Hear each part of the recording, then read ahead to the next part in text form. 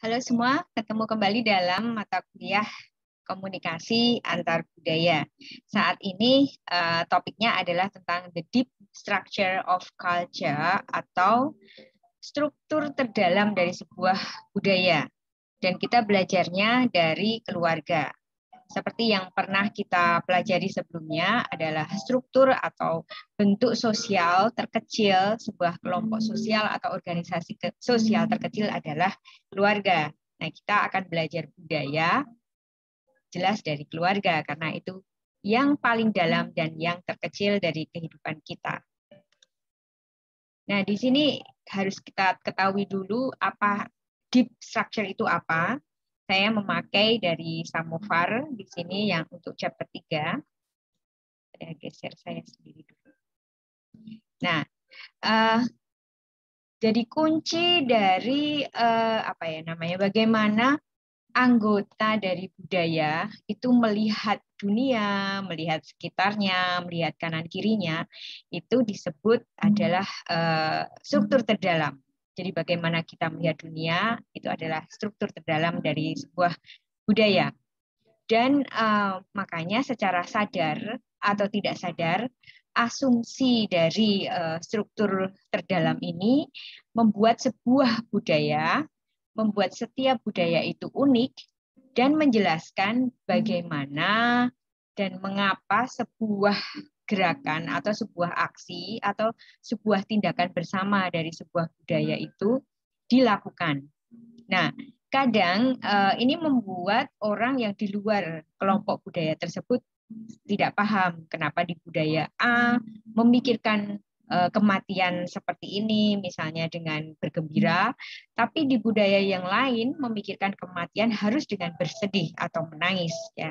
Jadi kadang hal-hal seperti ini tidak diketahui atau tidak bisa diterima oleh budaya yang lain, karena hal-hal seperti ini baru dirasakan atau baru dipahami dalam struktur terdalam dalam sebuah budaya.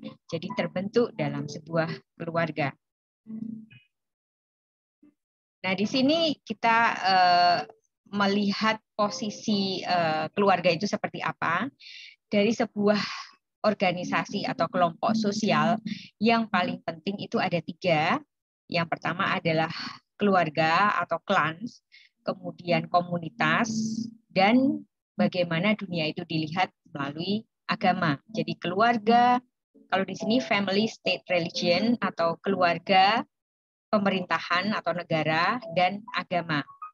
Dari 3 hal itu kita akan membicarakan yang nomor 1, yaitu tentang keluarga. Nah, keluarga itu apa? Definisinya banyak sekali, tapi di sini saya ambil dari kutipan di Samovar. Keluarga adalah di mana orang atau di mana kita mempelajari sesuatu untuk pertama kali. Belajar bicara, belajar bernafas, belajar menangis, belajar berjalan, belajar merespon apapun dilakukan paling dominan itu pertama kali adalah di keluarga kita. Nah, kapan Anda melakukan itu pertama kali? Misalnya Anda lihat dalam sebuah daftar, oh iya dalam keluarga, misalnya begitu. Jadi kita bisa melihat dengan jelas bahwa keluarga adalah yang pertama kali yang kita lakukan dalam hidup.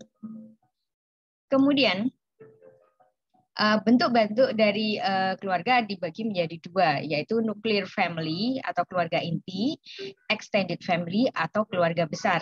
Nah, di foto ini kita bisa melihat yang di atas itu hanya terdiri dari ayah dan ibu, kemudian anak-anaknya, tapi kalau yang di bawahnya adalah ada kakeknya, kemudian kemungkinan ada paman dan bibi dan lain-lain. Nah, untuk tema nuclear family dan extended family ini, itu ada 2 tantangan ya. Tantangan yang pertama adalah tentang globalisasi. Nah, globalisasi itu mengubah bagaimana sebuah keluarga inti itu akhirnya misalnya ayahnya atau ibunya itu harus bekerja di luar kota atau bahkan di luar negeri. Akan seperti apa nilai-nilai dan hubungannya? Atau dalam sebuah keluarga inti, keluarga besar, akan seperti apa misalnya ada tambahan dari keluarga ipar masuk, atau ada kakek dan nenek yang akhirnya tinggal bersama. atau mereka harus pindah karena globalisasi, mereka harus pindah kota, atau mendapatkan tamu atau keluarga, atau menikah dengan orang dari budaya yang berbeda, atau bahkan negara yang berbeda. Nah, itu sangat mengubah bagaimana sebuah keluarga itu dilihat, nilai-nilainya juga. Dan bahkan ada poin kedua di sini, keluarga tradisional itu malah bisa terancam karena berubah ya. Dan mungkin berubahnya itu semakin jauh dari awal keluarga itu terbentuk. Nah, di sini akan kita lihat juga fungsi dari keluarga. Kalau dalam hal ini ada sekitar 7 ya. Nah, yang pertama adalah tentang reproduksi. Jadi ya punya anak, jadi sebuah keluarga ada anak, entah 1, entah 2, entah 3, akan menjadi besar. Tadinya hanya ayah ibu bertambah menjadi satu keluarga berisi 2, 3, atau 4, atau bahkan lebih. Kemudian yang kedua adalah fungsi ekonomi, di mana kita mendapatkan uang ya. Bukan kita mencari uang, tapi kalau Anda ingin makan, Anda berawal dari keluarga. Kalau Anda ingin beli baju, itu modalnya, uangnya juga dari keluarga. Atau Anda ingin papan atau tempat tinggal, itu awali dengan keluarga juga. Jadi secara ekonomi, kebutuhan kita yang harus membayar atau mengeluarkan uang, itu diawali dari keluarga, diterima dari keluarga juga. Nah, kemudian ada nomor 3 adalah fungsi sosial. Nah, kita belajar berdebat, kita belajar berkelompok, kita belajar bekerja sama, itu juga dari keluarga. Kemudian yang keempat, language acquisition, itu artinya belajar bahasa. Nah, kalian belajar bicara, belajar mengucapkan bahasa daerah, atau mungkin akhirnya bahasa Indonesia, itu bermula juga dengan komunikasi dalam keluarga. Kemudian secara identitas, nama ya. Mungkin ada beberapa dari budaya kita yang memakai nama keluarga ya, atau yang orang Jawa biasanya jarang ya, tapi bisa juga memakai nama ayahnya, misalnya Dian Sastro, ayahnya misalnya namanya Sastro, jadi bisa menjadi sebuah identitas, oh itu anaknya, atau memakai binti atau bin kayak gitu, itu juga bisa menunjukkan identitas bahwa dia anaknya siapa.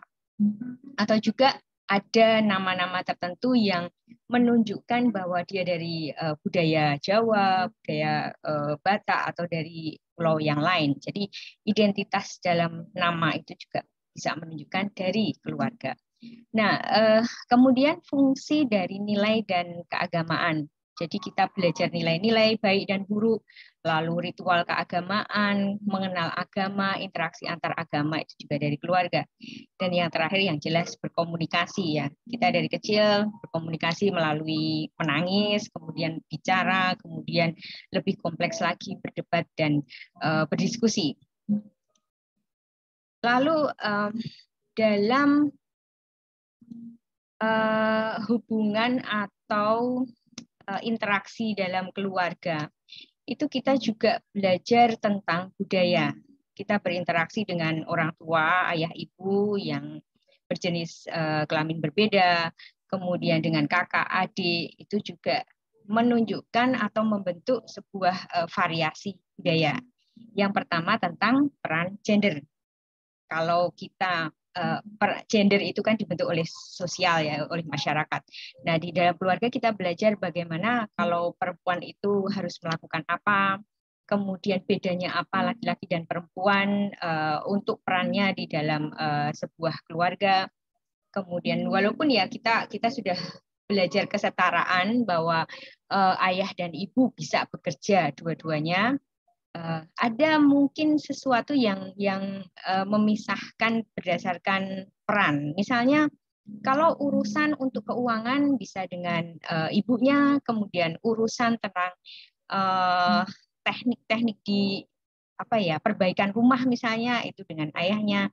Itu semua dibentuk dalam keluarga. Ada keluarga yang sangat membedakan gender, ada yang sudah setara dan itu dipelajari dalam keluarga. Kemudian juga belajar tentang individualisme dan kolektif. kolektivisme. Individualisme itu menghargai sebuah individu apa adanya. Anda seperti ini, Anda bisanya begini, Anda sukanya begini, dan itu dihargai seperti apa adanya. Dan kalau kolektivisme itu lebih ke melakukan sesuatu bersama-sama. Misalnya mempunyai kesepakatan bersama. Misalnya mengerjakan sesuatu bersama atau menghadapi sesuatu bersama, misalnya ada permasalahan atau misalnya ada tawaran dari masyarakat untuk melakukan sesuatu seperti itu, semua diputuskan dengan bersama-sama. Kemudian dibicarakan juga tentang bagaimana sebuah individualisme dan keluarga itu juga berhubungan. Ketika kita melihat sebuah keluarga dalam bentuk peran, ya, peran seorang ayah, peran seorang ibu, itu berbeda dengan peran seorang anak, dan itu juga dipelajari dalam budaya sejauh mana seorang anak batasannya bisa melakukan apa, kemudian sejauh mana hubungan antara ayah dan anak, lalu antar kakak dan adik, dan hal-hal seperti itu di dalam relasi bersama keluarga. Nah, kolektivisme ini juga bisa menunjukkan tentang selain kesepakatan bersama tadi juga tentang melakukan sesuatu bersama-sama. Jadi ada kerjasama, misalnya membersihkan rumah bersama, kemudian juga ada keputusan yang dianggap bahwa itu adalah keputusan nilai-nilai dalam keluarga. Misalnya cara memakai kulkas atau fridge, ya. Bagaimana kita akan menghandle, ada aturan apa di sana. Nah, itu semua dilakukan bersama-sama secara ya kita berinteraksi. Kemudian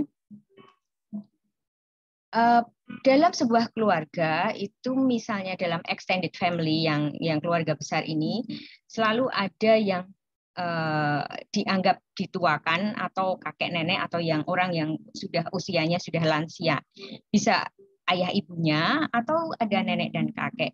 Nah, dalam interaksi antar budaya ini kita melihat budaya yang satu dan lainnya itu cukup berbeda cara mempersepsikan orang tua. Nah, yang pertama, persepsinya itu ada yang positif, ada yang negatif. Kalau positif, ya orang tua itu dihargai secara positif. Kalau yang negatif bisa juga tidak diakui atau tidak disenangi, atau menjadi tua itu tidak enak. Kalau yang positif, menjadi tua itu menjadi enak. Nah, dalam satu budaya juga, ini nomor 1-7 itu dalam budaya yang berbeda, ya. Jadi untuk yang poin kedua tentang prestis dan power atau kekuasaan, ada budaya yang menganggap semakin tua itu semakin elegan, semakin prestis, semakin punya banyak kekuasaan, semakin berkuasa. Lalu yang poin ketiga, melihat orang tua itu sebagai yang sudah meninggal, terutama sebagai leluhur yang harus dihormati. Dikunjungi makamnya, didoakan, dan itu menjadi sebuah ritual kegiatan dalam sebuah keluarga. Kemudian yang keempat, ada budaya yang melihat kalau menjadi orang tua itu menjadi sakti, ya, dan bahkan bisa mengusir kekuatan sihir atau kekuatan yang kasat mata, dianggap jauh lebih sakti, lebih berkuasa, lebih kuat untuk mengusir hal-hal yang di luar nalar. Kemudian yang kelima, orang tua itu juga dianggap sebagai penjaga tradisi secara lisan dengan bercerita, lalu juga cerita-cerita dongeng dari suku tersebut atau budaya tersebut. Kemudian ada juga budaya yang melihat bahwa orang tua itu sebagai orang yang merawat dan membesarkan anak-anak yang masih kecil, itu tanggung jawab dari orang yang lebih tua. Misalnya ayah ibunya bekerja, kakek neneknya yang merawat, membantu dan bahkan mengajari anak-anak ini untuk makan dan juga untuk tradisi atau nilai-nilai dari sebuah budaya. Kemudian yang terakhir adalah orang tua dianggap sebagai penjaga dan juga sebagai pelestari nilai-nilai dari sebuah keluarga dan terutama budaya. Jadi mereka yang akan meneruskan dan melestarikan dan mengingatkan. Nah, yang di sini bagaimana hubungannya keluarga tadi dengan komunikasi ya, kompetensi dari sebuah komunikasi melalui keluarga. Nah, ketika kita ada di dalam keluarga dan berinteraksi, yang pertama kita pasti akan paham tentang diri sendiri dan juga orang lain. Orang lain itu kakak, adik, ayah, dan ibu.